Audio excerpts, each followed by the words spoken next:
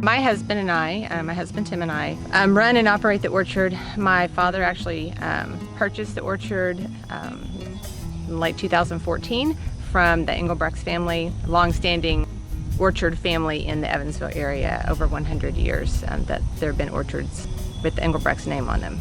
This particular location was chosen because it's got some pretty good elevation, and for peaches, higher ground is going to be better than lower because cold air will flow down, it will settle, and so if you have late frost events or cold air events like we did this past spring, having peaches on higher ground is always going to be beneficial to save your blossoms or your young fruit.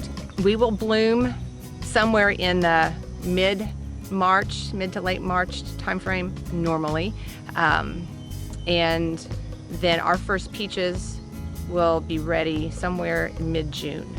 And then our peach season runs from mid-June until the end of August or sometimes Labor Day.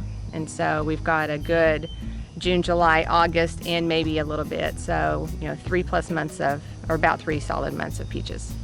Peaches are picked by hand. We pick everything by hand. There's no machine that does any of the picking for us. And so I had a customer a couple weekends ask me, and it just didn't occur to me that people would not have realized, peaches are super delicate.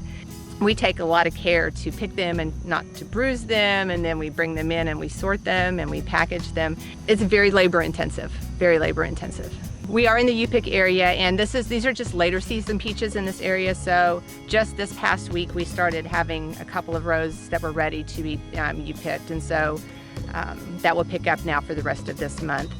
Prior to that, we do have a market out here at our farm, but we also go to local farmers markets. We have 3 farmers markets in the area. We also sell through Market Wagon, and we sell to the Evansville, Louisville, and Indianapolis markets through Market Wagon. We also, this year, have started something new, our version of a peach truck, and we call it Peach Express. For those events, we have 10-pound boxes of peaches, and you buy a box of peaches, you come and go, and it's a quick interaction.